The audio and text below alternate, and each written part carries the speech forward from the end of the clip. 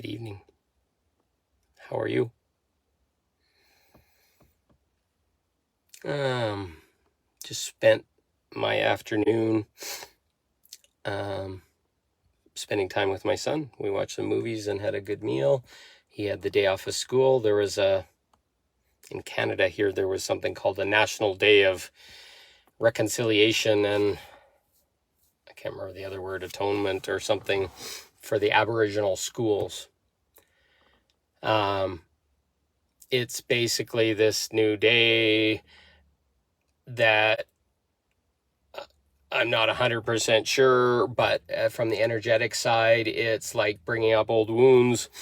It's supposed to be recognizing it and talking about it and bringing it out, but it's a very dark period of history in Canada and a lot of British colonies where school children were removed from their Aboriginal families and forced to take schooling in religion, Catholicism, etc. And a lot of really dark things happened during those periods. I don't want to get into the details of it or whatever, but just watching it be discussed and whatever, I think is doing exactly the opposite. It's reopening a wound. That remediation has been done by our governments and that kind of thing, but something that dark that's brought up over and over and over again, I don't know is serving the purpose that they say it is. Not that I don't have compassion for the people that participated and for what happened, but that was British monarchy stuff. That was stuff that normal Canadian people didn't do. So in following on that, I'm starting to,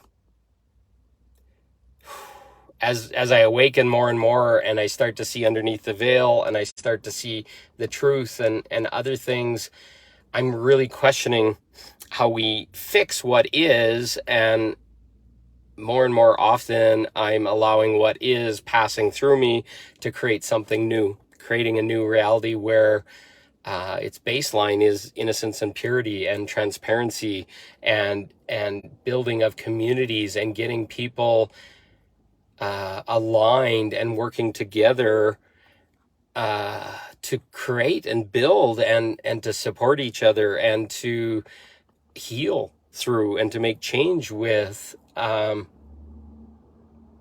keep trying at a lot of different levels. We talk about changing the world, and I always speak about the changing of the world changes within us. But there's a lot of things in my world that I see that I'm not really comfortable with, I'm not happy with. I don't know of a way that they can be repaired without a big, massive reset. Things around money, things around jobs, things around economics and governance and all this kind of stuff are created at such a deeply inverted and controlling level. How do you unwind all that? How do you, once the truth starts to come out and people start to lose trust and faith in these systems that supposedly were helping us and protecting us, there comes a time when there's going to be a need for massive change. And I'm longing for that. I have a lot of the solutions within me, but to get those solutions in place based on experiences living through lifetime here and having trauma and dealing with things that showed up, I have a massive amount of inner knowing and knowledge of how to create new systems, build new governments, create communities, create conflict resolution, etc. But they're not compatible with what we have now.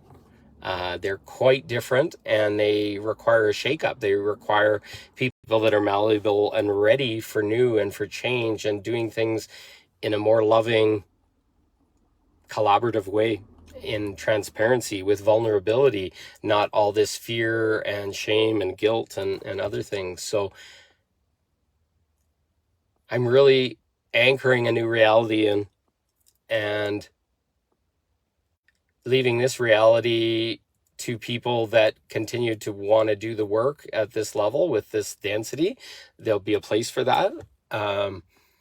but there's a bridge I'm building to a new reality, and what I'd call a fifth dimensional reality, if not even more, where we return to innocence and purity. We return to family values. We return to values that honor people and have compassion and build community, build respect, build possibility, which I don't see here. There's a lot of shaming and closing off, and it's just easier for people to shame and blame and hurt and smash rather than doing their own work, where the new places that are come will support people in self-responsibility, accountability, and starting to make the change within themselves. And if you don't have that malleability of people, then people will just keep choosing what they think is the easier path, and won't really grow or won't really change, or they'll harm people around them that are already doing the work and don't want to live in that density or that insanity of old experience. So I'm longing for that. I can feel it. It's growing inside me and it's ready to come out. I can feel the divine union coming. I've posted a bunch of stuff the last few days about divine masculine, divine feminine, divine union, the gifts, the rejoining, the Hieros Gamos of the divine couple, the divine union. I said, it's all coming. I can feel it, and it requires taking a leap, and it takes a shift, and really willing to give up what is to allow the new to come in. And I see a lot of people doing it. They're living their lives in it, and it's not a simple task, but the task is awesome once you choose to go there. The task is bringing into the field the new creation, and we all need that. We're begging for something, and we need to make the change. So I don't know how it's going to happen. I don't know how it's going to work, but I'm ready. And I hope you are too. And start to pull it in, call it in, see the change, create the change, see what happens. So I love you all. I thank you for listening, and you have a great evening. Happy weekend. Lots of solar flares, lots of intensity going out there, bringing the new in and the new truth, and letting the old be flushed out as this new energy comes in.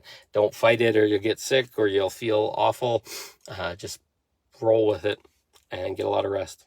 Thank you. Bye. Have a good night.